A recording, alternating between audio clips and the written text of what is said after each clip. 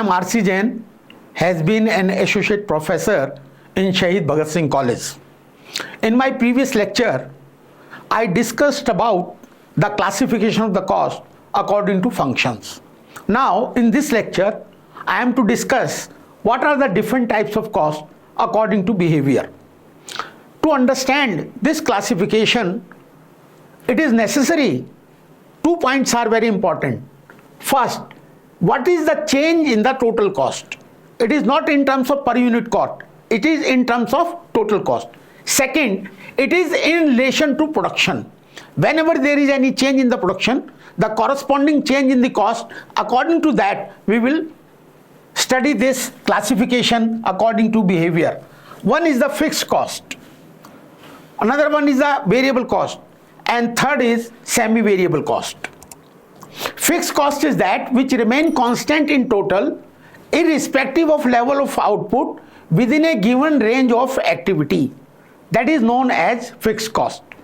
Now, if I produce 1000 units, my total cost is rupees 4000. To call it a fixed cost, if I increase my production from 1000 units to 2000 units and the corresponding total cost remains 4000, this is the example of the fixed cost. A fixed cost does not increase or decrease with the level of production in total. But important is range of activity. There is a range of activity within which it will remain constant. If we change the range of the activity, then we will have new level of the fixed cost. Within the given range, it remains constant irrespective of what is the level of output. Variable cost.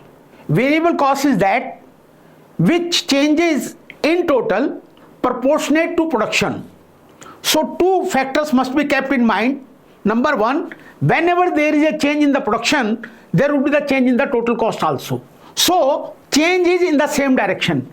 If production is increasing, cost will also increase with the same speed. What is the speed of the production? Same would be the speed of variable cost in total. For example, if I produce 1000 units, my cost is rupees 4000. If I increase my production from 1000 to 2000, it becomes double. So variable cost would also be double from 4000 rupees to 8000 rupees. So this is the example of the fixed cost and the variable cost. So now this is the graph of the fixed cost. Here is the production. Whenever there is a production, whether at this level or at this level, my cost remains same. So it is parallel to OX axis. On the other hand, whenever there is an increase in the production is increasing, my total cost is also increasing. This is known as variable cost. Now, fixed cost versus variable cost. As we have seen, when my production was 1000 units, my cost was rupees 4000. When I increase my production from 1000 to 2000, the total cost remains 4000. So this is a fixed cost. What is fixed in total? Now, what is the per unit cost? 1000 units, 4000 rupees, rupees 4. Second, 2000 units, to call it a fixed cost, you will remain constant in total 4000 per unit, it becomes rupees 2. So what is fixed in total? That is variable per unit. What is fixed in total? That is variable per unit. On the other hand, what is variable in total? That is fixed per unit. How? If I make 1000 units, my total cost is 4000. If I make 2000 units, my total cost becomes 8000. But what about the per unit cost? Per unit cost is rupees 4 when I make 1000 units. Per unit cost is rupees 4 when I make 2000 units. So what is variable in total? That is fixed per unit. What is fixed in total? That is variable per unit. Now we come to the comparison between fixed cost and variable cost and how this comparison is useful for the organization, for the decision making. When I make production, fixed cost, variable cost and the total cost. When I make 1000 units, my fixed cost per unit is rupees 4, my variable cost per unit is rupees 4 and my total cost is rupees 8. When I double my production from 1000 unit to 2000 units, fixed cost remains same 4000, so my per unit cost is rupees 2 and my variable cost would remain the same. Variable cost remain fixed, whatever may be the level of production, per unit cost remains the fixed, and fixed cost varies with the production. So when I make 1000 units, my per unit cost was rupees 4. When I increase my production from 1000 unit to 2000 units, my per unit fixed cost comes to rupees 2. It means higher the production, lower is the total cost. Higher the production, lower is the total cost. When I am making 1000 units, my per unit cost is rupees 8. When I make 2000 units, my per unit cost comes down to rupees 6. That is the gimmick. Wholesale market is cheaper than the retail market. General Motors, which dominated the automobile industries for decades, has to apply for insolvency in 2019 because of the tough competition from Japan and from China. Because of that competition, their prices were at the lower level, so demand for their product increases. AMG had to cut its production. When it cut its production, its fixed cost per unit increased and it could not bear the burden of the fixed cost.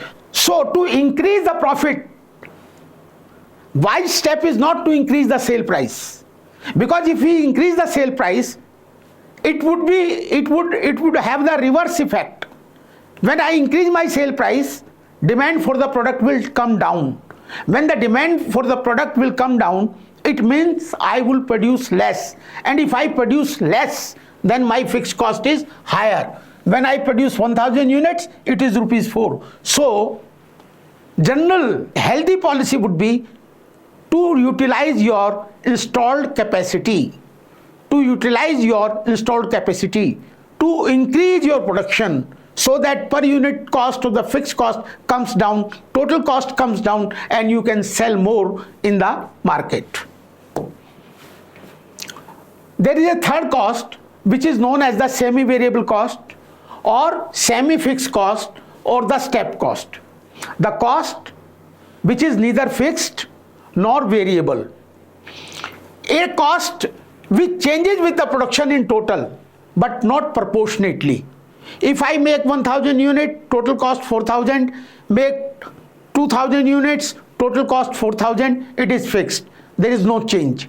But if it changes according to production, proportionately it is variable. In semi-variable, direction is the same.